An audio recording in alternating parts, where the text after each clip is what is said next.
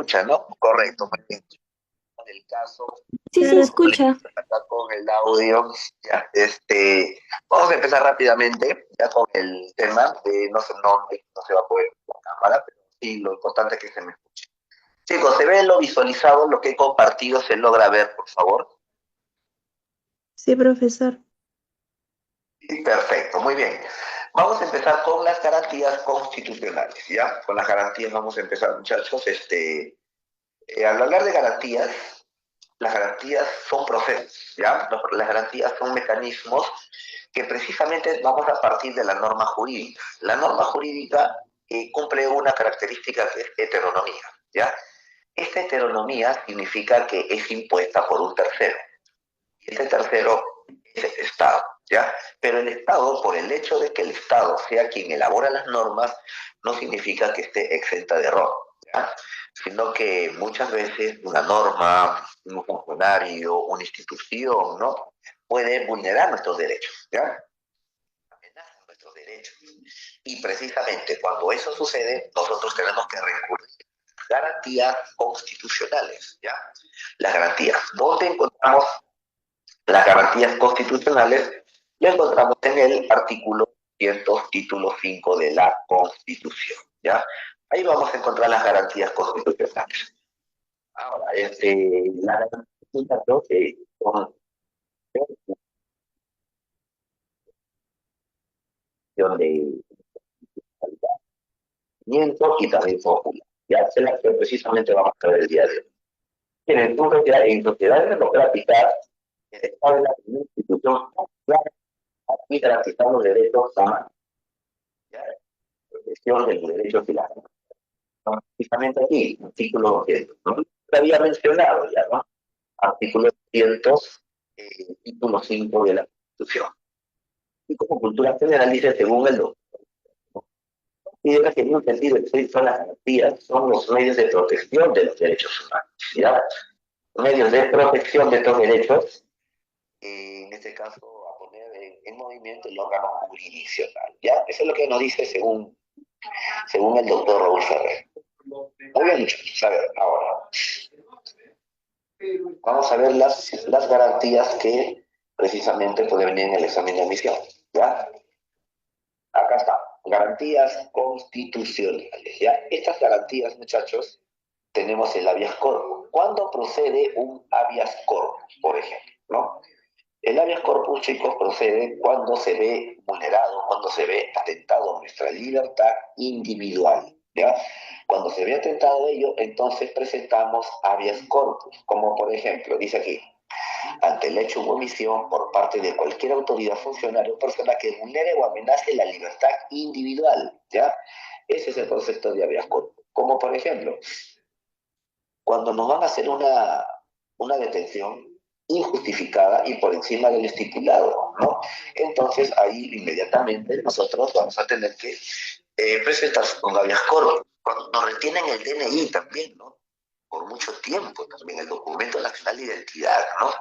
Presentamos un habeas corpus también, porque precisamente están atentando, amenazando nuestra libertad individual, ¿ya?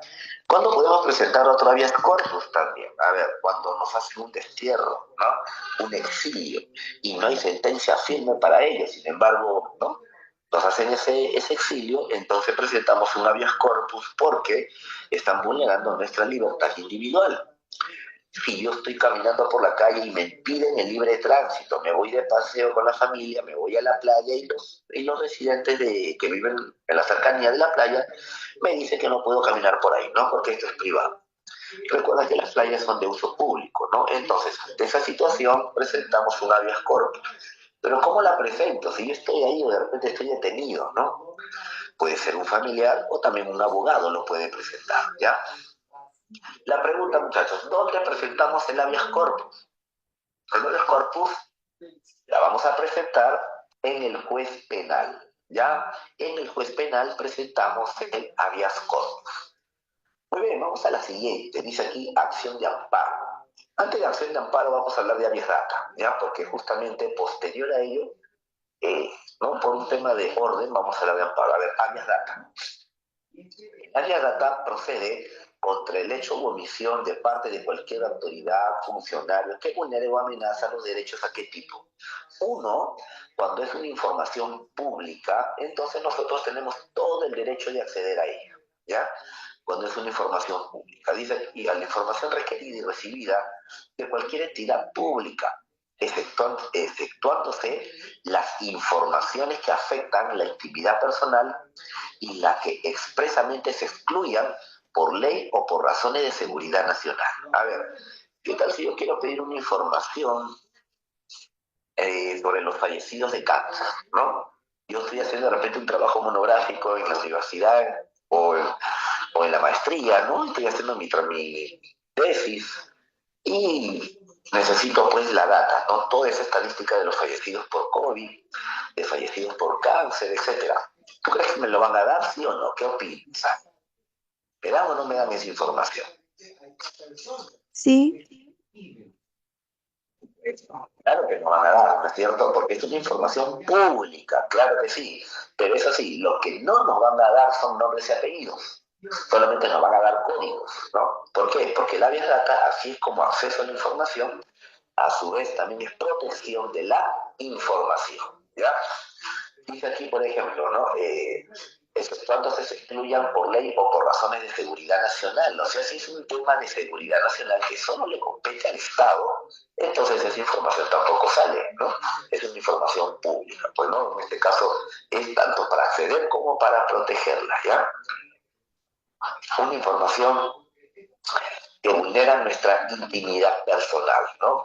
Que estén ahí por un link, por un enlace, que estén subiendo videos o fotografías de alguien, ¿no? Que no ha dado consentimiento para ello. Entonces, se presenta habeas data porque también es para proteger la intimidad personal y familiar de las personas, ¿ya? Entonces ahí presentamos, ahí procede la habeas data. Precisamente aquí está, mira, ve, artículo 2, mira, artículo 2 aquí, y también nos habla de qué, del inciso 5, ¿ya? Artículo 2, si lo tenemos, ¿ya? Los incisos 5 y 6, ¿ya? El inciso 5, ¿qué nos dice, muchachos? Si uno quiere información, pues paga por la información. No paga por esa información, eso es lo que nos van a decir. Y el inciso 6 nos comenta sobre los aplicativos informáticos, estos servicios informáticos, ¿ya? Que suministran información que afecte la intimidad personal y familiar, ¿ya? Esos aplicativos informáticos lo que tienen que hacer es proteger la información tanto personal y familiar, ¿no? Íntima de las personas. ¿Alguna consulta?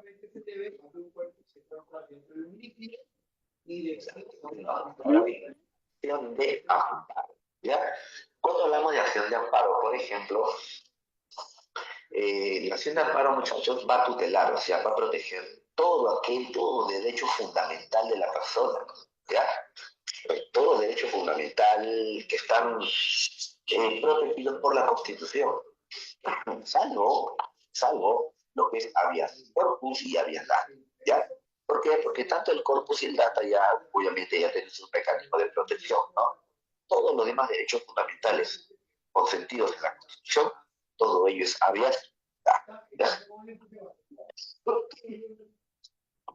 Vale, ya, continuamos. A ver, un ejemplo de acción de amparo, entonces lo más clásico que nos puede preguntar en el examen de admisión es la no discriminación, un derecho a trabajar como es el despido arbitrario sin ningún sustento, ¿no? La inviolabilidad de domicilio también, pues habeas data. Y cuando hablamos de inviolabilidad de domicilio, no solamente nos referimos a que una autoridad, para hacer una investigación, entra a nuestra casa sin el sustento, ¿no? Por ejemplo, tener la orden del juez para poder ingresar, ¿no? Tiene que tener el sustento, es cierto, ¿no? Pero cuando precisamente ingresa sin, sin la motivación del juez, entonces todo ese acto es nulo. Todo ese acto es nulo, es un acto ilegal porque no han intervenido de la manera correcta, ¿no? Y ahí procede la acción de amparo, precisamente, muchachos, ¿no? No a la discriminación. Cuando alguien sufre una discriminación, ¿no? Una persona postuló a un puesto público, ¿no? Y por tener una descendencia afrodescendiente, entonces no le excluyeron, no le permitieron, ¿no? Entonces aquí se presenta la acción de amparo a la no discriminación. Ya precisamente aquí tenemos unas fotitos, ¿no?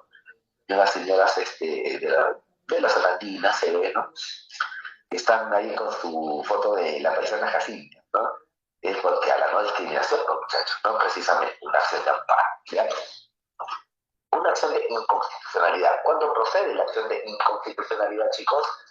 Precisamente va a proceder ya cuando una ley o una norma con rango de ley pues vulnera la Constitución. Recuerden que ninguna ley puede estar por encima de la Constitución política por la ley de ley, ¿no? Por ejemplo, las acciones de inconstitucionalidad, muchachos, resuelve acciones de inconstitucionalidad en única instancia, ¿ya? Acciones de inconstitucionalidad en única instancia. Y también resoluciones denegatorias de un habeas corpus, de un habeas data, de una acción de amparo, de una acción de cumplimiento, en última y definitiva instancia, ¿ya? Eso es lo que va a hacer. Por ejemplo, aquí nos han puesto, ¿no?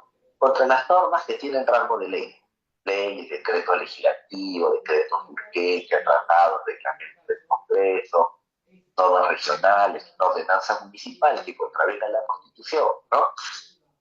Entonces, aquí es donde vamos a presentar la acción de inconstitucionalidad, ¿ya? Bueno, ahora, muchachos, cuando hablamos de acción de inconstitucionalidad, donde lo presentamos ante el Tribunal Constitucional, ¿ya? Ante el tribunal lo vamos a presentar. Y la pregunta, muchachos, ¿quiénes están facultados para presentar acciones de inconstitucionalidad? ¿Ya? A ver, número uno, el presidente de la República. Presentar acciones de inconstitucionalidad. El defensor del pueblo también, ¿ya?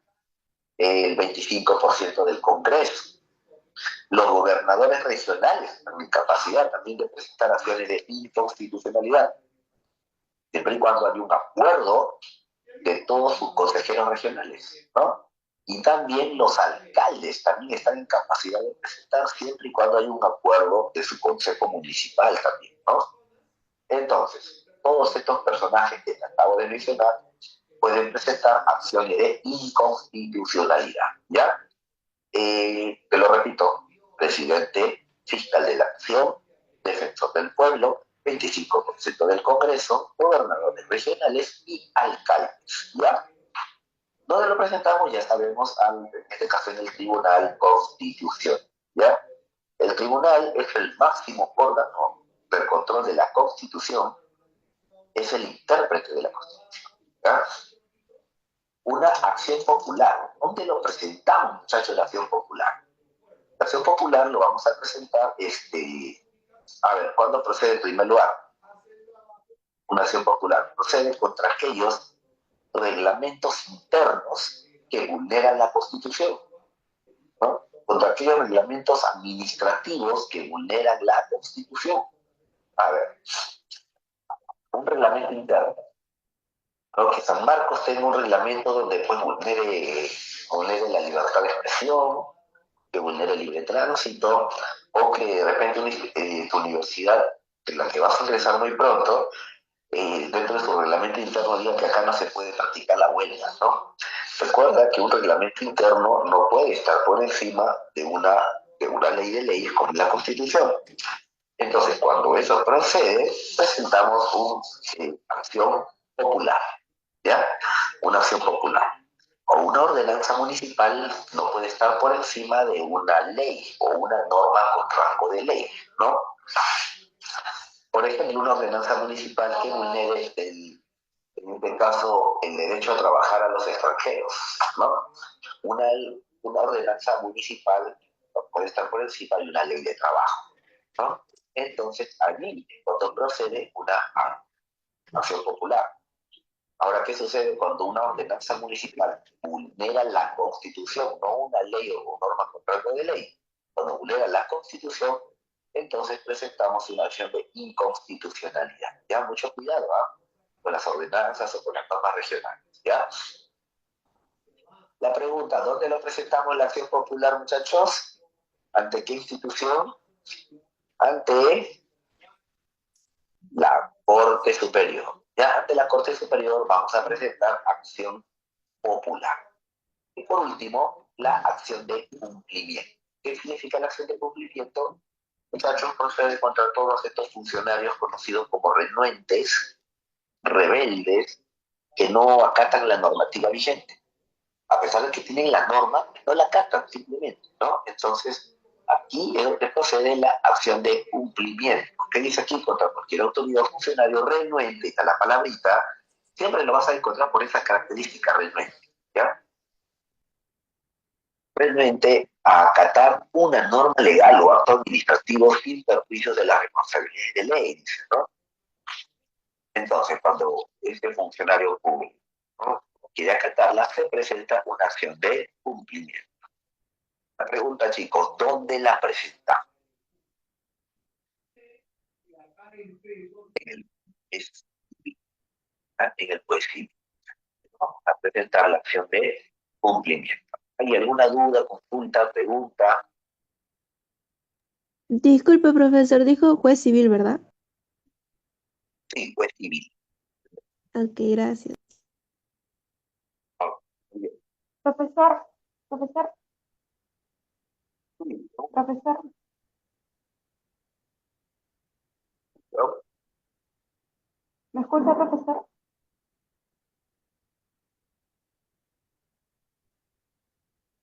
Por favor, no lo voy a escuchar bien.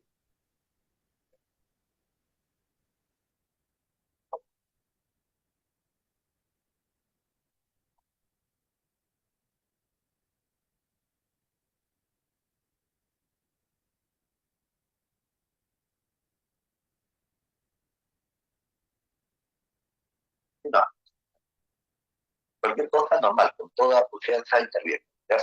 Ahora vamos a hablar sobre, aquí tenemos una pequeña parte de la Convención sobre los Derechos del Niño, ¿no? En 1989 se dio una convención ya sobre los derechos del niño. ¿Cuáles fueron los puntos importantes que se tocaron acá? No vamos de frente, ¿no?, a lo que nos interesa. ¿Cuáles fueron los puntos importantes? Uno, el niño es considerado un ser humano pero menor de edad, ¿ya? Y se llevaron a cabo cuatro temas importantes. Uno es la no discriminación al menor, ¿ya? La no discriminación. Otro punto importante, otro pilar fundamental de los derechos del niño es la vida, la supervivencia y el desarrollo del menor. Otro punto es los intereses superiores del niño. Y el cuarto es la libertad. La Constitución punto de vista de la, ¿no? Entonces se ganó precisamente en 1989, se dio esos puntos, ¿ya? En la Convención sobre los Derechos del Niño. A ver, seguimos. Ciudadanía. Cuando hablamos de ciudadanía, chicos, la ciudadanía es aquel vínculo jurídico y político, ¿ya? Es aquel vínculo jurídico y político que une al individuo. ¿Con quién lo va a unir? Con el Estado. Ciudadanía viene del término civitas. Civitas significa ciudad, ¿ya? Personas que viven en la ciudad. Entonces de ahí viene el nombre ciudadanía. ¿Ya? ¿Y dónde la encontramos? En el artículo 30 de la Constitución Política del Perú encontramos ciudadanía, ¿ya? Para yo ser considerado, muchachos, un ciudadano, uno, tengo que ser mayor de edad y tener inscripción electoral, ¿ya? Ser mayor de edad y tener inscripción electoral. Y con eso yo soy considerado un ciudadano, ¿ya? Ahora, nosotros podemos participar de las decisiones del país, ¿no? Nosotros cumplimos un rol muy participativo.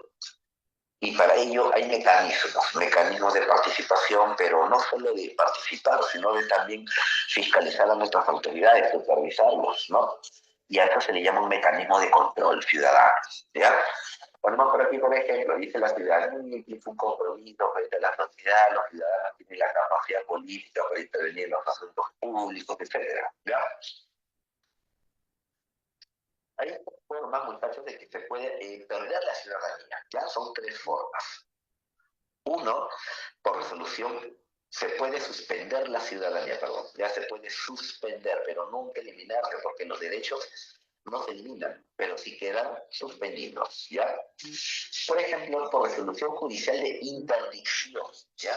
Por resolución judicial de interdicción, muchachos, ¿quiénes son considerados interdictos? Aquellos que no pueden hacer cumplir sus derechos, ¿no? Sus derechos por diversos motivos. Uno, porque puede ser una persona que no tiene el control de sus gastos, que todos sus ingresos, ¿no?, los está apostando para el casino, ¿no? Una persona que toma diariamente, que no tiene control, ¿no? No tiene voluntad propia, ¿no? O drogadicto también, ¿no? Son considerados interdictos. Una persona que tiene de repente una dolencia física que no le permite, pues, caminar, también puede ser considerado Igual que, interdicto, ¿no? profesor, igual que las personas que tienen problemas mentales, ¿verdad? Esto justamente iba a decir que tal si a una persona le desarrolla la esquizofrenia, ¿no? Y si desarrolla la esquizofrenia, definitivamente no va a poder hacer ejercer sus derechos, ¿no? Como tal. Entonces, suele la familia, ¿qué es lo que tiene que hacer la familia en este caso? Ir al juez de familia para que a su familiar le emitan una resolución judicial de interdicción. ¿Para qué? Para que quede exonerado de sus derechos, ¿no? Precisamente para ellos, ¿no? Pero el juez no te va a emitir la resolución judicial de intervención así nomás, ¿no? Para ello necesita un informe médico del psiquiatra, donde la tal persona está en tratamiento, un tratamiento psicológico, psiquiátrico, ¿no? Ya sea por tales o por algún tipo de adicción, ¿no? Tiene que haber un informe previo. Con ese informe de un especialista recién el juez emite la resolución judicial de interdicción, ¿ya? Pero ¿qué sucede? A ver si la persona que tenía esquizofrenia lleva un tratamiento, ¿no?, muy duro, así, muy bastante, no estricto, de pastillas, ¿no?, todos unos mecanismos ahí, y después como que empieza a tener lucidez y se reinserta en la sociedad. Entonces, esa resolución judicial de interdicción queda nula, ¿ya? Queda nula, pero para que quede nula tiene que haber un informe médico, para lo cual que indique que la persona ya está, ¿no?, que ya tiene todas las facultades para reinsertarse en la sociedad, ¿no? ¿Por qué? Porque tus derechos nunca estuvieron eliminados, solamente estuvieron suspendidos, nada, ¿ya? Otra forma de que se suspendan los derechos jóvenes es por pena privativa de la libertad, ¿no? Cuando hablamos de una pena privativa, por ejemplo, es cuando uno comete algún defecto, algo que esté tipificado en el Código Penal como un delito. Sin embargo, no hemos acatado la norma vigente, ¿no? Hemos vulnerado la norma. Entonces nos espera consecuencias. A una persona, pues, 10 años, ¿no? Lo condenan por 10 años y cumplió los 10 años. Si bien es cierto que no ha visto vulnerados sus derechos a libre tránsito, pero se le ha seguido respetando su derecho a la vida, ¿no? Una vez que cumple, sale en libertad y todos sus derechos se reactivan nuevamente, porque nunca estuvieron eliminados, solamente estuvieron suspendidos, ¿ya? Solamente estuvieron suspendidos. Entonces, de esta manera también queda suspendidos los derechos, ¿ya? Pero se reactivan. Y por último, tenemos ahí por inhabilitación de los derechos políticos, ¿no? Cuando hablamos de la inhabilitación de los derechos políticos, por ejemplo, por algún objeto dentro de sus funciones, un funcionario público puede quedar inhabilitado, como es el caso de Vizcarra, ¿no? O también como el caso de Alberto Fujimori, que te acuerdas cuando se destaparon los Vladimireos, Alberto Fujimori renunció vía fax y huyó del país, ¿no? Huyó del país. Y cuando huyó, no pidió permiso al Congreso. Entonces, muchachos, el Congreso de la República lo inhabilitó por 10 años de ejercer la función pública, ¿no? Y de esa manera también quedan suspendidos los derechos, ¿ya? Quedan suspendidos. Vamos a ver deberes ciudadanos y mecanismos de participación, ¿ya? Deberes, como por ejemplo honrar a la patria, ¿no?, defender la Constitución y pagar los tributos, ¿no? Son deberes que nosotros, todo no es exigir, todo no solamente es derechos, ¿no?, sino también contra el deber tributario, tenemos que pagar tributos, ¿no? Bien, imagínate que venga un conflicto con Colombia, ¿no? tenemos que honrar a la patria, pero muchachos, por eso tienes tu carnet del servicio militar, ¿no? Pero carnet militar, recuerda que todos son reservistas, ¿no? Y si hubiera una inminente guerra, los reservistas son convocados, ¿ya? Van a tener que ser convocados. Así que en ese caso, muchachos, también el defender la Constitución y sus leyes, ya son deberes que tenemos nosotros como ciudadanos. Ahora bien, vámonos a los mecanismos de participación. Mira, cuando hablamos de mecanismos de participación, a ver, vamos a ver aquí, vamos directo al grano, con un tema de tiempo. Tenemos, por ejemplo, de participación y de control ciudadano. ¿Ya? De participación tenemos el derecho de sufragio. ¿Qué cosa es el derecho de sufragio, chicos? Viene a ser el derecho a elegir a nuestras autoridades, el derecho de ser elegido, ¿no? Este derecho fue conquistado en la primera generación del derecho, 1789, Revolución Francesa, ¿no? Elegir a tus autoridades, ¿ya? El derecho de sufragio posee la posibilidad de elegir a sus autoridades políticas, ¿no? En este caso, pero otro derecho de participación, la iniciativa de reforma constitucional. A ver, ¿qué tenemos por una iniciativa de reforma? La reforma es un cambio, la reforma es una modificación, ¿no? A la norma. ¿Pero a qué tipo? Por ejemplo, podemos reformar la Constitución de forma parcial o total, ¿ya? Es el derecho que poseen los ciudadanos, pero esto también tiene un requisito, o sea, una equivalencia en firmas, ¿ya? Esa equivalencia de la reforma constitucional es del 0,3% de qué? De una población electoral nacional, ¿ya? 0,3%. Bien, acá. Otra forma de participar tenemos la iniciativa de formulación de leyes, ¿no? ¿Qué significa esto? Debe ir acompañada por las firmas comprobadas de no menos del 0,3% de la población electoral nacional. Por ejemplo, nosotros los ciudadanos tenemos la facultad para crear una nueva ley, algo que todavía no existe, ¿no? Nosotros podemos hacerlo.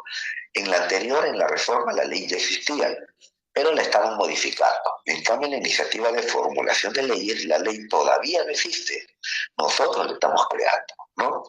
Y el requisito es el mismo porcentaje en firmas, el 0,3% de una población electoral nacional. ¿Ya? Y por último tenemos el referéndum. A ver, ¿qué es un referéndum? Una consulta popular, ¿ya? El referéndum es una consulta al pueblo, donde se le hace una consulta para aprobar una ley, para derogar una ley, para ver temas de interés nacional, ¿no es cierto? Precisamente, ¿no? Para votar por donde se le pide al pueblo directamente si está de acuerdo o no. Aquí el referéndum es el famoso sí y no, ¿no? Donde la gente va a expresar su voluntad, ¿ya? Dice aquí, es la facultad de los ciudadanos para someter a consulta la aprobación y o modificación de alguna norma, ¿no? El equivalente, nosotros, viene a ser el 10% de la población electoral nacional, ¿ya? Ese viene a ser el equivalente en firmas del referéndum, ¿ya? ¿Cuándo procede? Mira, procede en los casos de reforma total o parcial de la Constitución, normas con rango de ley, ordenanzas municipales, materias relativas a los procesos de descentralización, ¿ya? Ahora la pregunta, ¿cuándo no procede en este caso un referéndum? Un referéndum nunca va a proceder si se vulneran derechos humanos, ¿ya? Un referéndum no procede si es para eliminar un convenio, un trato, ¿no? Un tratado, ¿no? Vigente, por ejemplo, y no procede el referéndum, ¿ya? Y tampoco el referéndum procede para el deber tributario, ¿no? Para alterar alguna ley tributaria, tampoco procede ahí el referéndum, ¿no? Ni presupuestal, ¿ya? Ahí no va a proceder el referéndum. Muy bien, ahora vamos a derecho de control ciudadano, ¿ya? Cuando hablamos de derecho de control ciudadano, mira, tenemos ahí la revocatoria, tenemos la remoción, tenemos la rendición de cuentas, ¿no? Y también tenemos otros más, ¿no? Otros de participación, digamos, ¿no? Como por ejemplo la consulta previa y el presupuesto participativo también, ¿ya? El presupuesto participativo. La revocatoria de autoridades, muchachos. ¿Cuándo procede una revocatoria de autoridades? Precisamente va a proceder cuando la población va a privar del cargo a un funcionario público que ha sido elegido por la voluntad del pueblo. ¿Ya? Cuando es elegido por la voluntad del pueblo, entonces ahí procede ¿quiénes han sido elegidos por la voluntad del pueblo, muchachos? Uno es el alcalde, dos, los regidores de la municipalidad, tres, los gobernadores regionales, cuatro, los consejeros regionales, cinco, el juez de paz, ¿ya? Son cinco funcionarios que van a ser revocados por el pueblo, a todo, y estos cinco han sido elegidos por el voto popular, ¿ya? Pero aquí también muchas veces nos piden un porcentaje de firmas. ¿Cuál es ese porcentaje de firmas? Es equivalente al 25% de la población electoral local, ¿ya? Local. ¿Por qué local? Porque en este caso solamente se quiere privar del cargo al alcalde de Comas, o al alcalde de San Martín de Porres, o al de Los Olivos, Independencia, Caraballo, etcétera, ¿no? Entonces solamente se va a requerir de la jurisdicción, ¿ya? Ahora, siguiente. Cuando hablamos siguiente, por ejemplo, tenemos la remoción de autoridades, ¿ya? ¿Y qué es una remoción de autoridades? Algo muy similar al anterior, pero vamos a ver en qué se diferencia. También es privar del cargo a funcionario público, pero en este caso que ha sido elegido o designado por una autoridad superior, ¿ya? Por una autoridad. En otras palabras, es funcionario que se le va a remover, no ha sido elegido por el voto popular, sino por una autoridad, ¿ya? Y una alta autoridad, no cualquiera. Por ejemplo, el gerente de planeamiento y presupuesto de la municipalidad de Comas, ¿quién lo designó? El alcalde. ¿Y qué vendría a ser el alcalde? Una autoridad superior. Entonces se le puede remover, ¿ya? A los directores, por ejemplo, al director del hospital de Coyique, ¿no? Ese director ha sido designado. ¿Por quién? Seguramente por el ministro de Salud. Entonces ese director del hospital de Coyique ha sido designado por una autoridad superior, ¿no? Y a él se le puede remover, ¿ya? La pregunta, muchachos, ¿cuál es el porcentaje de firmas para la remoción? Será, muchachos, es 50%, ¿ya? 50%, pero ¿de qué población? Población electoral local, ¿ya? Local en este caso. Seguimos, rendición de cuentas. Cuando hablamos de una demanda de rendición de cuentas, vamos a hablar, por ejemplo, dice aquí, para su solicitud se requiere el 10% de las firmas, ¿ya? Entonces, también tiene este equivalente en firmas la rendición de cuentas. Requiere el 10% de las firmas, en este caso, de la población electoral local, ¿ya? Local. Dice aquí, para un 20% del recurso ciudadano tiene derecho a interpelar a las autoridades, ¿no? Mediante este tipo de mecanismo de control, muchachos, nosotros los ciudadanos podemos interpelar a nuestras autoridades, pero solo y solo si en materia de ejecución presupuestal, ¿ya? En materia de ejecución presupuestal. Ahora, otras formas de participación. Mira, tenemos aquí el presupuesto participativo, por ejemplo, ¿ya? El presupuesto participativo y también la consulta previa. Mira, el presupuesto participativo es un mecanismo de asignación equitativa, ¿ya? De los recursos públicos que fortalece las relaciones en el Estado y la sociedad civil a través de la participación en el proceso de programación de presupuesto, con los gobiernos descentralizados y la fiscalización de la gestión. ¿Ya? A ver, precisamente aquí los dirigentes vecinales están presentando sus proyectos donde mejoran dentro de su localidad y donde lo presentan ante la municipalidad, esperando que una parte de este presupuesto participativo logre llegar a su localidad para la mejora de la calidad de vida de sus integrantes, ¿no? Y cuando presentan su proyecto, parte del dinero llega a su localidad y construyen, por ejemplo, un parque infantil, ¿no es cierto? Construyen de ahí etcétera, ¿no? Algún proyecto, alguna obra, ¿no? Que sea de beneficio para su localidad, ¿ya? Ese es el presupuesto participativo. ¿Qué será la consulta previa? Cuando hablamos de la consulta previa, es la ley del derecho de la consulta previa, es aquí. Por ejemplo, si, si un gobierno le va a dar la concesión a una empresa privada para que pueda invertir en una localidad, primero necesita que le consulten al pueblo, ¿no? Si están de acuerdo o no. Llegue, en este caso, la inversión viendo ella su localidad. ¿Por qué, jóvenes? Porque muchas veces la inversión privada llega, pero destruye. Destruye, en este caso, los recursos, ¿no? Y muchas veces la localidad vive de estos recursos. Se ha visto que vienen, llegan y depredan los recursos naturales, no utilizando una buena tecnología. Por ende, ahora es una ley que se le tiene que consultar al pueblo originario, al pueblo indígena, al pueblo autóctono.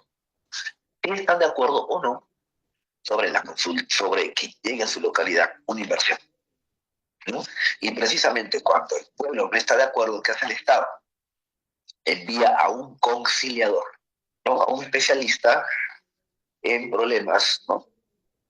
Y brinda alternativas de solución, ¿no? Para que la empresa privada pueda llegar y también, en este caso, ¿no? Invertir en una localidad, ¿no? Fuera del país, fuera de, fuera del Lima, me refiero, ¿no? Y esa es la consulta previa, ¿ya? Los pueblos indígenas tienen ahora la voluntad para poder opinar. ¿Hasta ahí alguna duda, consulta? Profesor, disculpe, la libertad de expresión no estaría en el habeas corpus. Libertad de gestión, La libertad de expresión. de expresión, claro que sí, habeas corpus. ¿Por qué? Porque están vulnerando nuestra libertad individual, ¿cierto? Habeas corpus, pero, por ejemplo, ¿qué tal si un reglamento interno indica que nadie puede opinar, ¿no? Solamente la autoridad es la única que puede disponer y los demás no pueden opinar? Claro que es un ejemplo un poco extremo, pero es un reglamento interno. Vulnera la Constitución, en ese caso sería por medio de un reglamento, ¿no? Ahí sería una acción popular. Pero así directamente, la libertad de expresión, como lo plantea, definitivamente es un habeas corpus, ¿no? Porque no te pueden privar de esa libertad de expresión. Por ejemplo, cuando hay un gobierno dictador, ¿no? Donde no hay una libertad de expresión acá, ¿no? O sea, el sistema democrático, como te das cuenta ahí, no, no está establecido, ¿no? Entonces ahí se presenta un habeas corpus porque atenta contra la libertad individual, ¿ya? Muy, Profesor, muy buen disculpe, aporte. ¿y dónde se acudiría cuando se vulnera el medio ambiente? Por favor.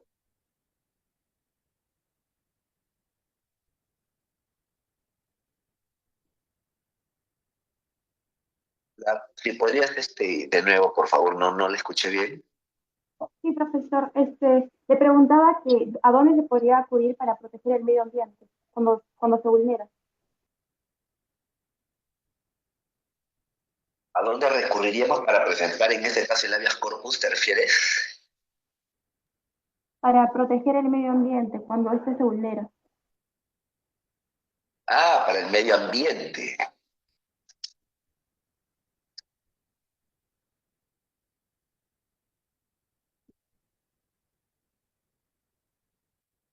Mira, por ejemplo, sección del medio ambiente, hay organismos reguladores, ¿ya? Organismos reguladores que precisamente regulan ciertos sectores de la economía, ¿ya? Ciertos sectores de la economía. Entre ellos tenemos, mira, tenemos a Ocinermin, ¿no? Tenemos a SUNAS, tenemos muchos, en este caso, entes reguladores, ¿ya? Pero estrictamente el medio ambiente aquí tendríamos que el propio Estado es el encargado de, en este caso, ¿no?, contrarrestar el medio ambiente, porque para eso existe, por ejemplo, una SINAGER, ¿no? Una SINAGER que es el Sistema Nacional de Gestión de Riesgos y Desastres, ¿ya? Que precisamente anticipa todo aquello acto que daña a la población, ¿no?, que amenaza o atente contra su seguridad. Entonces, por ejemplo, cuando hay estos incendios forestales, ¿no es cierto?, antes de que llegue ello, para eso el propio Estado ya está alerta, porque que exista un ente regulador estrictamente sobre el medio ambiente, más que todo hay en actividades económicas, no, más que todo en ese caso hay. Profesor, disculpe, es que le preguntaba porque había investigado y me parecía que se encontraba en la acción popular porque vulneraba a un grupo de ciudadanos, por eso le preguntaba.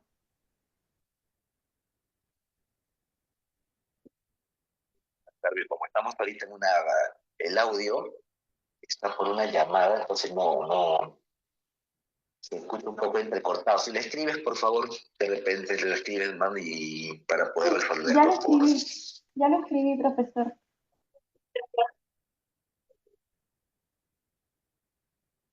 A ver, continuamos. Mientras lo va escribiendo, vamos a ver ahorita. Vamos a hablar de los problemas de convivencia, ya, problemas de convivencia democrática. Cuando hablamos de la convivencia, muchachos, así de simple, es vivir en armonía con el que piensa diferente, con el que piensa distinto, ya. No por el hecho de pensar distinto o diferente vamos a sufrir algún tipo de discriminación, alguna exclusión, no. Esto viene a ser la convivencia democrática. Pero también, muchachos, hay una serie de factores que atentan contra la convivencia democrática, ¿ya? Como por ejemplo, está la discriminación, la corrupción, ¿no? Y también la delincuencia, ¿ya? Esos son factores que afectan una buena convivencia, que precisamente es lo que el Estado fomenta, ¿no? Una convivencia entre todos. Como hemos empezado un poquito tarde, voy a explayarme hasta las 5, a ver si me lo permite la tutora, ¿no? Para poder cumplir la hora y media, o me indican, ¿ya? Y la convivencia democrática también va de la mano con la cultura de paz, ¿ya? La cultura de paz. Por ejemplo, la cultura de paz, este concepto se llevó a cabo en 1999, el 6 de octubre, donde precisamente la cultura de paz nos indica que acá se fomenta lo que es la solución de problemas por medio del diálogo, por medio de la negociación, rechazando contundentemente la violencia, ¿ya? Eso es lo que me dice la cultura de paz. A ver, problema de convivencia, ¿ya? Problema de convivencia, no hay problema, chicos, yo este material lo voy a compartir, lo voy a dejar a la tutora para que ustedes lo tengan, ¿ya? Dice aquí, la discriminación. La discriminación es un acto que no tiene justificación, o sea, es un acto excluyente, es un acto diferenciado, sin sustento, ¿no? No hay excusa para discriminar a una persona, o sea, no hay sustento para hacerlo. Por ende, la discriminación son factores que afectan la convivencia, no como lo vemos en la foto, ¿no? Que hay un niño caminando, ¿no? Agachado, las personas ahí señalándole, los demás niños, ¿no? Esto se ve mucho en el colegio, ¿no? Entonces, muchachos, aquí una de las formas más de discriminación más frecuentes son en las escuelas, ¿no? Pero no solamente en las escuelas con el bullying, sino también en los institutos, inclusive hasta en la universidad, también vas a darte cuenta, ¿no?, que hay un tipo de discriminación que podría llevar a cabo, ¿no? Y eso es lo que precisamente hay que cambiar, muchachos. Eso es lo que precisamente hay que cambiar, hay que modificar ello, ¿ya? A ver, seguimos. Tipos de discriminación. Tenemos una discriminación social, étnico, laboral, religioso, ideológico, nacionalidad, discapacidad y por orientación sexual, ¿ya? Cuando hablamos de social, se ejerce mediante un trato efectivo a una persona o a grupo de personas, a un conjunto de personas, por eso se dice social, ¿no? Por tener una diferente cultura, por tener una diferente, de repente hasta inclusive forma de hablar, ¿no?, de todo un grupo de personas, por su forma de vestirse. Esto fue pregunta de un simulacro, ¿no?, donde se indicaba que un grupo de jóvenes del distrito de Puente Piedra habían viajado, ¿no? Se habían ido a Miraflores, a una discoteca miraflorina. Y se llevaron la sorpresa de que no los dejaban ingresar, ¿no? de repente por la forma de vestirse diferente, por la forma de hablar diferente, ¿no? Y los señores que están en seguridad, pues no le permitieron el ingreso, ¿no? Esa es una discriminación de tipo social, porque fue contra un grupo de jóvenes, un grupo de personas, por su vestimenta en este caso, ¿no? Que no era la común de lo que de repente están acostumbrados por allá, ¿no? Entonces sucedió una discriminación. Esa es una discriminación de tipo social, ¿no? Cuando hablamos de una discriminación étnica, nos basamos en la desvalorización de la cultura, ¿no? En este caso, por ejemplo, por mis rasgos étnicos, por mis rasgos biológicos, ¿no? Voy a recibir por mi color de piel, voy a recibir un tipo de discriminación, ¿no? Étnico. Y acá en Lima, pues a diario, ¿no? Cuando uno sube a un transporte público, a veces la gente discute y lo primero que hacen es decirte una serie de improperios, ¿no? Y como aquí en el Perú, pues somos una diversidad de culturas, ¿no? De razas. Tenemos culturas amazónicas, tenemos culturas andinas, tenemos culturas asiáticas, tenemos culturas europeas, tenemos culturas afroperuanas, ¿no? Tenemos culturas venezolanas ahora también, ¿no? Entonces, mira, imagínate, de toda la variedad que somos y estamos todavía discriminándonos, ¿no? Algo ilógico, muchachos. Laboral. El trato de inferioridad y maltrato a una persona por motivos ajenos a su capacidad. Cuando hablamos de laboral, no se refiere a que no tenga una capacidad para que, en este caso, lo discriminen, sino, en este caso es porque tiene un menor rango jerárquico dentro de la oficina, ¿no? Entonces lo van a discriminar. Por ejemplo, a mí, con quinto año de economía, me mandaron a la municipalidad a repartir cuponeras, ¿no? Me mandaron a repartir, recuerdo, que son los pagos por predial y arbitrios, la casa, ¿no?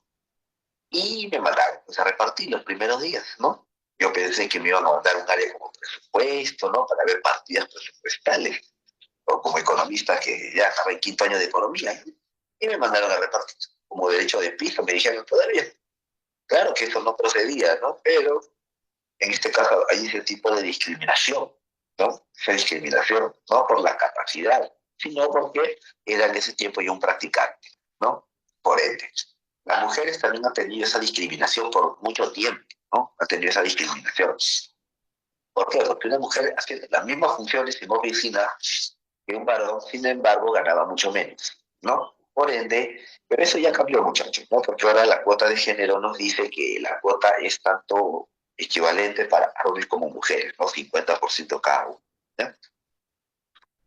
Religioso. ¿Cómo sería en este caso? Claro, las personas que tienen, pues, esta fe, esta creencia, ¿no? En lo divino, ¿no? Y no toleran que exista una diversidad de culturas, ¿no? De religiones también. No lo toleran, ¿no? Piensan que su religión, creencia, es la única y se impone sobre todas las demás, ¿no? Hay ese tipo de discriminación. Ideológico. ¿Cómo sería ideológico en este caso? Se ejerce en contra de aquellas personas que tienen una creencia diferente. En este caso, se trata de una creencia ideológica distinta, ¿ya? Es ideológico. Por ejemplo, yo creo pues en el libre mercado, otros no, otros me pueden decir que es la economía planificada, ¿no? Otros me dicen, no, la economía social de mercado, ¿no? Entonces cada uno tiene su propia posición, ¿no? Tanto política, económica o ideológica. Entonces, de repente yo soy seguidor de Acuña, ¿no? Y por ahí me van a decir una serie de adjetivos, ¿no? O soy un seguidor de la pisita también, ¿no? Y me dicen, no, un montón de cosas, cuando no debería haber estos adjetivos, ¿no? Soy un seguidor, por ejemplo, del Partido Libre, ¿no? Soy un seguidor de los etnocaceristas, ¿no? Y por ser un seguidor de ellos ya vienen una serie de improperios, ¿no? Por nacionalidad, ya sabemos que por no haber nacido dentro del territorio peruano, a eso se le conoce como xenofobia, ya que es la adversión a lo extranjero, ¿ya? Y también hay esa discriminación por no pertenecer al territorio donde vive, ¿ya? Discapacidad, muchachos, también por de repente dice aquí, mira, se considera como tal a toda institución, exclusión o restricción por motivo de discapacidad que contenga el propósito o efecto de obstaculizar o dejar sin efecto el reconocimiento, goce o ejercicio de igualdad de condición, ¿no? Ahora el Estado lo que está haciendo es incluir, muchachos, incluye a las personas, ¿ya? Los incluye y ya no se ve esa discriminación, aunque todavía, por ejemplo, por tener yo he visto frenazos en silla de ruedas, ¿no? En el centro de Lima, hacen su función, pero a veces la gente pues no acata porque lo ve en silla de ruedas, no hay un tipo de discriminación, o por los propios compañeros dentro de la institución también, ¿no? Discriminan a una persona por la discapacidad que tiene, ¿no? O no lo creen capaz. Entonces, eso también es otro tipo de discriminación. Por orientación sexual, en este caso viene a ser por las preferencias, ¿no? Por los gustos, por la forma de hablar, por la forma de vestirse, ¿no? Porque te das cuenta que tiene una costumbre diferente, ¿no? Y hay ese tipo de discriminación contra estas personas que gustan de su mismo sexo, ¿no? Que se sienten atraídas por su mismo sexo, ¿no? Entonces también, y eso lo vemos en la sociedad, lo vemos en el vecindario, lo vemos en el colegio, lo vemos en la universidad, lo vemos en el trabajo, ¿no? Que hay ese tipo de discriminación, ¿no? Y eso es lo que tenemos que borrar, muchachos, ¿no? Porque qué daño nos está haciendo que una persona piense distinto. Recuerda que la convivencia es vivir en armonía con el que piensa diferente, ¿no? Con el que piensa distinto. Y en esta convivencia tenemos que practicar la tolerancia, sobre todo, es un pilar fundamental, la tolerancia, ¿ya? Corrupción. Cuando hablamos de corrupción, muchachos, está relacionado a un pago ilegal para obtener favores deshonestos, ¿ya? Y esto siempre va a implicar el mal uso de los recursos. Vamos a ver aquí las características. A ver, cuando hablamos de características tenemos cohecho. El cohecho es de dos formas. ¿Ya? Hay un cohecho activo y un cohecho pasivo. Pero en sí, ¿qué cosa es un cohecho? El cohecho es un soborno. ¿Ya? El cohecho es una coima, si lo quieres ver así más directamente. ¿Ya? ¿Qué nos han puesto aquí? Dice, cuando la persona que incurre en este delito es un funcionario o servidor público, que acepta o recibe o solicita o condiciona su actuar a la entrega o promesa de donativo o ventaja de parte de un ciudadano, ¿no? Por ejemplo, yo me pasé la luz roja, viene el policía de tránsito, me dice que me estacione a la derecha, te pasaste la luz roja, esto es una falta muy grave, 700 soles de multa. Y yo, en vez de pagar los 700 soles, le digo, señor policía, mire, ¿qué tal? Y le doy estos 100 solcitos por aquí, ¿no? Y se va tranquilo. Y el policía acepta, ¿no? Entonces, ¿quién cometió el cohecho activo? El chofer que se pasó la luz roja, porque fue quien propuso el acto corruptivo, fue quien propuso el soborno. Y el policía que aceptó, que te dejó sobornar, sería en este caso, el cohecho pasivo, ¿ya? El que se deja, pero también el que condiciona. Mira, a ver, por ejemplo, viene la autoridad, realmente te para el policía, te pasaste la luz roja, ¿no? te dice lo que has cometido y te dice la multa es tanto, y él mismo te dice, antes que tú le digas, ¿no? Hoy es el cumpleaños del comisario que te diga. ¿Qué te está diciendo? Te está condicionando a que tú desembolses directamente ¿no? dinero ilegal, ¿no? Te das cuenta que no solamente es el que afecta el cohecho pasivo, sino también el que condiciona, ¿ya? Está condicionando, entonces, el cohecho pasivo. Y el que ofrece el soborno, es decir, cohecho activo. Siguiente, peculado. ¿Qué tenemos por un peculado? El peculado se aplica a un funcionario público que se apropia o utiliza en cualquier forma para sí o para terceros dinero o bienes que se le hayan confiado por razón de su cargo, ¿no? En un peculado está relacionado al mal uso de los recursos. Si yo soy jefe de Serenata, soy jefe de seguridad ciudadana y me dedico, y en vez de que las maquinarias, las patrullas, las motos, lo utilizo el patrullaje, pues lo utilizo para beneficio personal, como que llevar a la familia al colegio, llevar a la esposa al trabajo, ¿no? Y estoy utilizando las camionetas de frenajo para un uso para lo cual no ha sido destinada, ¿no? Entonces estoy haciendo un mal uso de los recursos, entonces ahí sería un peculado, ¿no? Denunciado por peculado. Colusión. La colusión es cuando dos o tres funcionarios dañan a terceros, se coluden y dañan a terceros. ¿Quién es el tercero dañado? El Estado. ¿Por qué? Porque aquí estamos hablando de convocatorias amañadas, ¿no? Amañadas. Por ejemplo, una convocatoria amañada es que un municipio, una municipalidad haga una convocatoria sobre puestos laborales, Pero ¿de qué sirve postular si de repente, digo, un funcionario ya negoció los puestos de trabajo? Esos puestos de trabajo pues ya tienen nombre y apellido. Entonces, ¿para qué vamos a postular si igual no vamos a ganar? Nos están dañando, ¿no es cierto? Esta es una colusión. Una colusión procede, por ejemplo, cuando hay una convocatoria amañada, ¿ya? O también cuando el Estado va a elaborar un proyecto, una obra, y cuando el Estado ofrece el proyecto es un monoxonio, porque es uno solo que compra. ¿Qué va a comprar? Mano de obra, ¿no? Se van a presentar 2, 3, 4, 5 empresas, la más idónea se queda y el Estado pues trabaja con esta empresa ganadora, ¿no? Pero ¿qué tal si gana la empresa Odebrecht? Entonces, ¿quiénes se vieron perjudicados aquí? Todos los demás que participaron, ¿no? Porque no iban a ganar o ya habían coordinado con el Estado de Hacienda. Esa es una colusión. Es un tráfico de influencia. A ver, dice aquí, incurre en el delito aquel que invocando o teniendo influencia real o similar recibe, hace dar o promete meter para sí o para terceros donativo, promesas o cualquier otra ventaja o beneficio con el ofrecimiento de interceder ante un funcionario o servidor público que ha de conocer este conocimiento o haya contado con un caso judicial administrativo, ¿ya?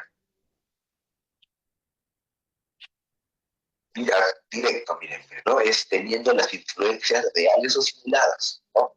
Porque puede ser que nos estén estafando, que dicen, por ejemplo, yo conozco a los de admisión, ¿no? Yo te puedo hacer interesar directamente, te dicen. Pero eso sí, previo pago, ¿no? ¿Y qué te garantiza? Pues que ese es todos los afectos que está cerca. Es real lo que está diciendo, ¿no? Por ende, eso se le conoce como un tráfico de influencia, ¿ya? Tráfico de influencia.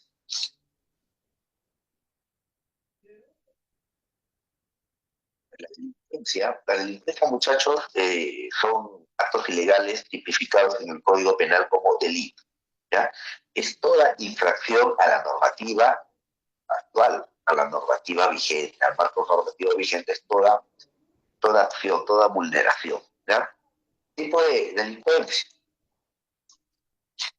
contra la vida, ¿no? Ahí estamos hablando del aborto, estamos hablando del suicidio, del femicidio, ¿no? De la eutanasia, aunque aquí en el Perú no se aplica, ¿no? Pero también tiene jurisdicción. Cuando hablamos contra la salud, tráfico ilegal de órganos, ¿no? Es un delito contra la salud, muchachos.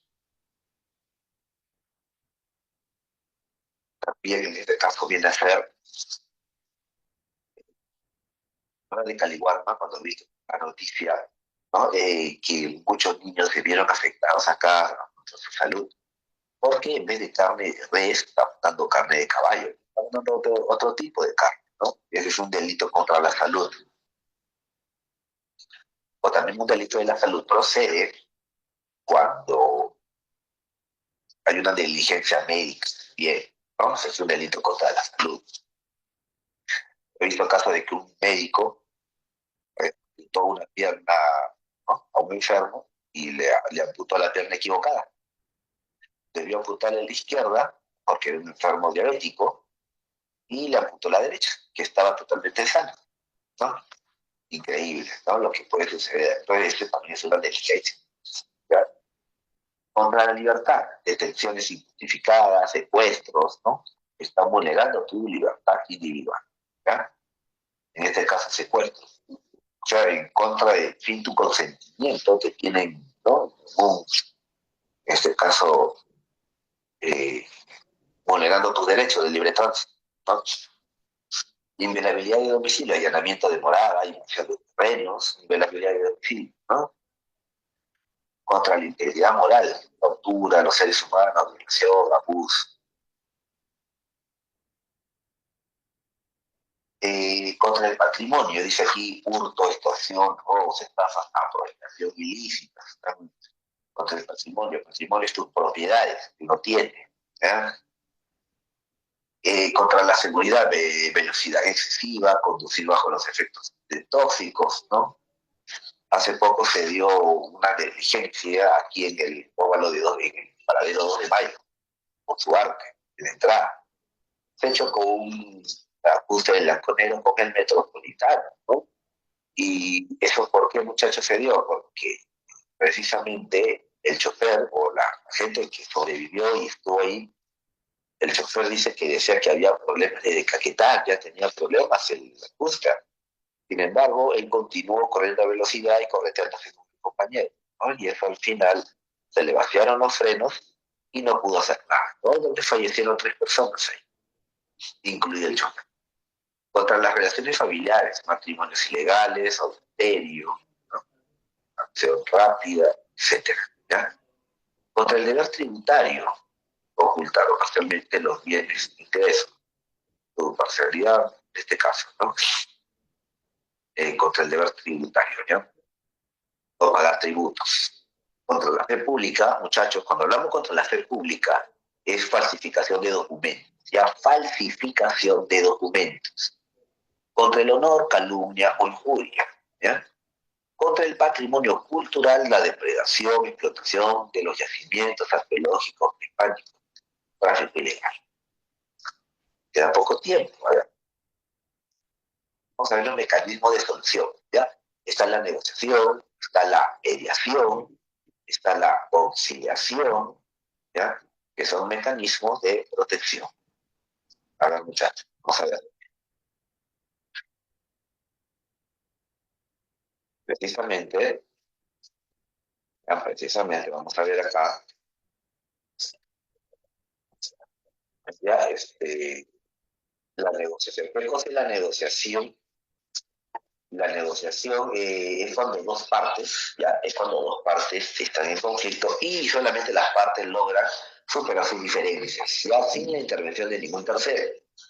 Para que haya negociación, muchachos, tiene que existir el ánimo de diálogo y una de las dos partes tiene que ceder en algunos puntos, si no, no se va a dar la negociación, ¿no? Me acuerdo, este es un ejemplo un poco extremo, ¿no? Pero yo cuando estaba en la universidad sacando mi título profesional, yo vivía en Galí, ¿no? O sea, justo estaba conversando y entraron unos muchachos, pero de manera violenta, ¿no? A las partes administrativas, donde empujaban a todo el mundo, a los administrativos los agarraron, los amarraron, y cuando nos empujaron y nos sacaron a todos prácticamente ahí de las oficinas, y cuando llegamos al patio, el decano estaba amarrado, ¿no? Que había sido jóvenes, que había habido una toma en la universidad, y los de seguridad, los dos señores también estaban en el suelo, ¿no? Y empezaron a negociar por temas y de intereses, ¿no? Dentro de la Facultad de Economía, ¿no? Si no recuerdo bien, era por el desayuno universitario, ¿ya? Y se sentaron ahí a negociar, estudiantes universitarios con las autoridades de la universidad, ¿no? Y llegaron a un buen acuerdo, porque estuvieron ahí, no nos dejaban salir, ¿no? Y fuimos unos veedores obligados y voluntarios, ¿no? De ver su negociación. Y negociaron con ellos, ¿sabes? Negociaron las autoridades con los universitarios, ¿no? Con los estudiantes. Y ahí no intervino terceros, y como te das cuenta, tenía que ver el ánimo de diálogo para llegar a una pronta solución, y una de las dos partes tuvo que ceder. ¿Quién tuvieron que ceder? Pues las autoridades tuvieron que ceder en algunos puntos, ¿no? Para que se lleve a cabo la negociación. ¿Qué es una mediación? La mediación es un tercero neutral, donde las dos partes en conflicto están de acuerdo a que ingrese este tercero neutral, ¿ya? Y este tercero, cuando ingresa, en este caso, muchachos, lo único que hace es propiciar el diálogo. Pero ese tercero no brinda solución, ¿ya? Ese tercero no va a brindar ninguna solución, pero sí propicia el diálogo, ¿ya? Ejemplo por ejemplo, muchachos, sería el ¿no? Es un mediador, por ejemplo. ¿Por qué? Porque solamente propicia el diálogo, no da solución, ¿ya? ¿Qué más podría ser un tercero que propicia el diálogo? Un tercero que propicia el diálogo, muchachos, es ser el defensor del pueblo también. El defensor del pueblo es un mediador también, es un tercero que interviene, pero que no brinda alternativas de solución, ¿ya? Y por último tenemos la conciliación. ¿Y qué cosa es la conciliación? La conciliación es cuando interviene un tercero y ese tercero sí brinda alternativas de solución, ¿ya? y va a brindar una serie de alternativas de solución. A ver, ¿qué más tenemos por aquí? Materias conciliables, desalojos, pagos de deuda, indemnizaciones, pago de arrendamiento, ¿no? Ofrecimiento de pago, modificación de contratos, pensión de alimentos, son materias conciliables. En cambio, las materias no conciliables son, por ejemplo, procesos cautelares, ¿no? Por ejemplo, un proceso cautelar en materia penal fue lo que ya estaba a Vizcarra, ¿no? A Vizcarra, pues, son 5 meses de prisión preventiva que parte de la fiscalía y el juez consintió que sí debería ser así, ¿no? Entonces, esa es una medida cautelar y eso no es materia conciliable, porque la conciliación es un mecanismo extrajudicial, ¿ya? Violencia y conflicto interno, allá esta es como una cultura general, muchachos, que vamos a ver, ¿ya? Y con esto hemos terminado, ahora vamos a ver rapidito tus claves, ¿ya? A ver, voy a dejar de compartir aquí. Ah,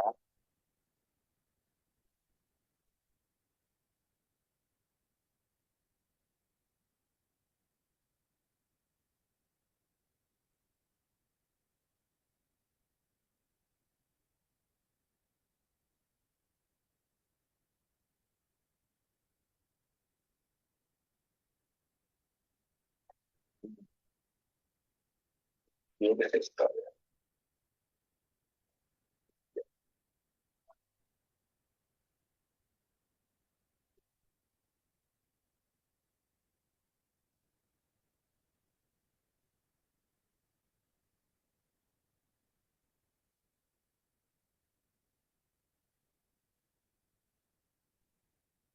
Número uno. ¿Qué marcamos ahí en la pregunta número uno, por ejemplo?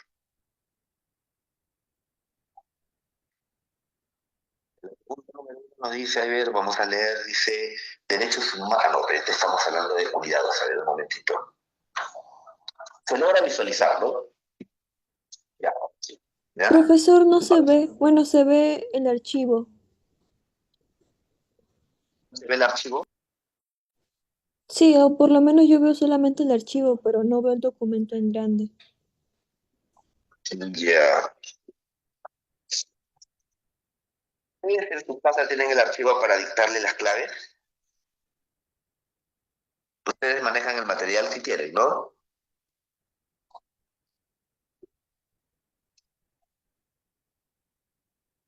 Sí, profe. Ya.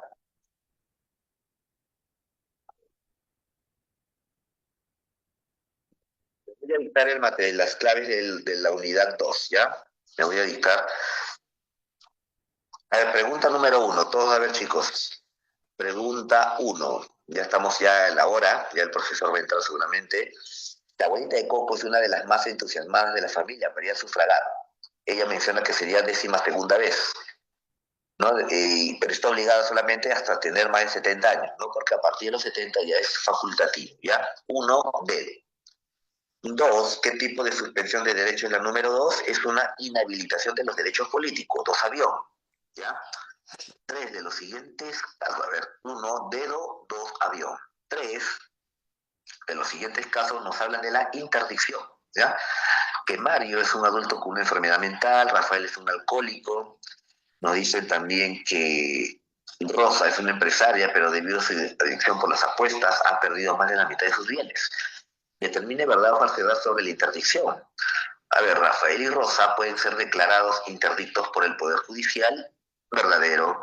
Rosa podría perder sus derechos si su esposo le solicita la interdicción civil. Verdadero. El Poder Judicial puede ejercer jurisprudencia y nombrar a un curador. Falso, porque eso lo tiene que hacer el juzgado de familia. Y cuatro, la decisión de Rafael no es una causal de acción. Falso, sí es una causal. ¿Ya? Entonces marcamos avión. Cuatro, dedo, muchachos, ya su profesor va a entrar, me indican. Cinco, avión. Seis, enano. Siete, enano. Ocho, casa. Vayan anotando. Nueve, peso. 10 veces. ¿Ya? Repito nuevamente o ya lo anotaron ya. Yo lo voy a compartir esto también. Ya tengo acá mi material. claveteado, ya Moodle claveteado, así que también los voy a compartir ahora, ya con la tutora por medio del tutor. ¿Todo claro, chicos? A ver, ¿lograron anotar todas las claves?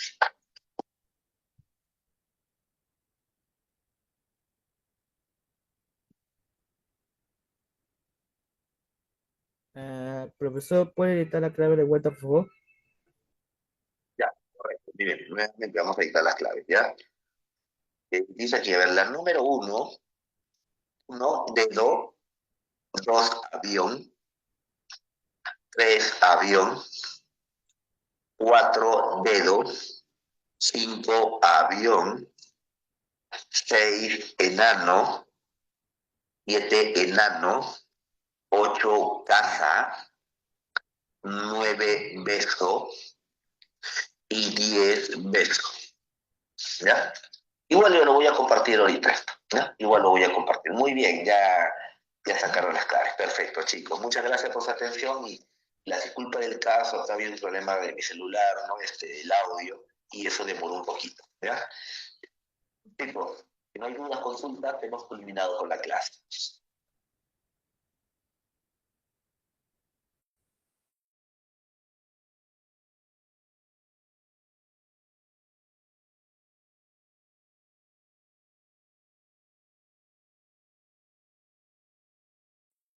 Chicos, no se vayan porque tenemos la siguiente clase de trigonometría. El profesor ya va a ingresar.